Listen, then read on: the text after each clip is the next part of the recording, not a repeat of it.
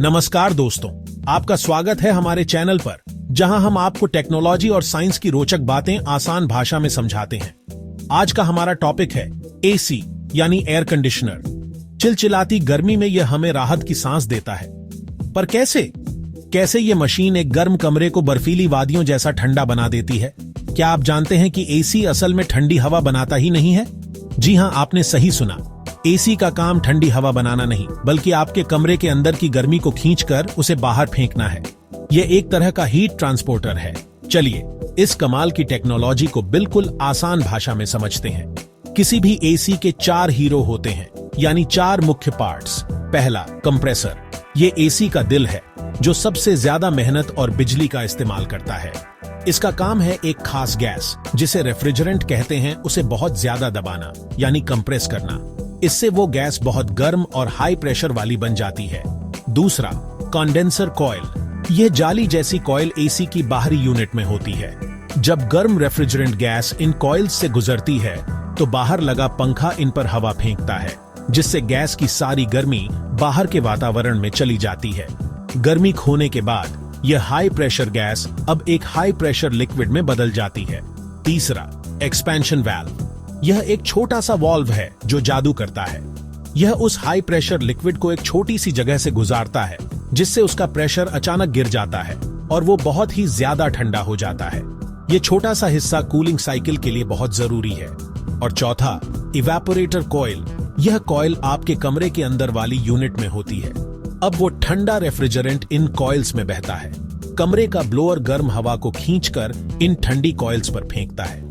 नतीजा, हवा की सारी गर्मी ये कॉइल्स सोख लेती हैं और ठंडी होकर वापस कमरे में आ जाती है। इसी प्रक्रिया में हवा की नमी भी पानी बनकर ड्रेन पाइप से बाहर निकल जाती है, जिससे हमें चिपचिपाहट से भी राहत मिलती है। तो यह पूरा चक्र लगातार चलता रहता है। गर्मी सोखना, उसे बाहर फेंकना और फिर से ठंडा होकर गर्मी सोखने के लिए तैयार हो जाना। चलिए अब एसी से जुड़े कुछ आम मिथकों को तोड़ते हैं। मिथक नंबर 1, एसी को 16 डिग्री पर सेट करने से कमरा जल्दी ठंडा होता है। सच यह है कि एसी एक तय क्षमता से ही कूलिंग करता है।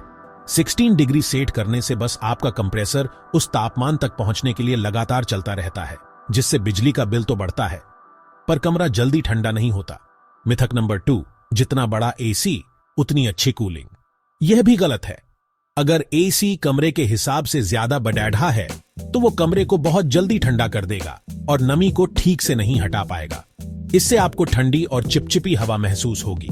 सही साइज का एसी होना बहुत जरूरी है।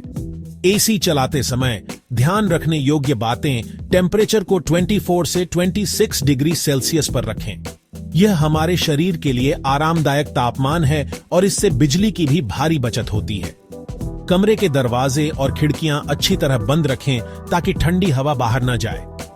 एक प्रो टिप: एसी के साथ सीलिंग फैन को धीमी गति पर चलाएं। इससे ठंडी हवा पूरे कमरे में फैल जाएगी और आपको 26 डिग्री पर भी 24 डिग्री जैसी ठंडक महसूस होगी, जिससे बिजली की और भी बचत होगी। एसी की समय समय पर सर्विस जरूर करवाएं, इससे उसकी लाइफ और एफिशिएंसी दोनों बढ़ती है। और सबसे जरूरी, इसके फिल्टर को हर 15-20 दिन में खुद साफ करें। यह बहुत आसान है।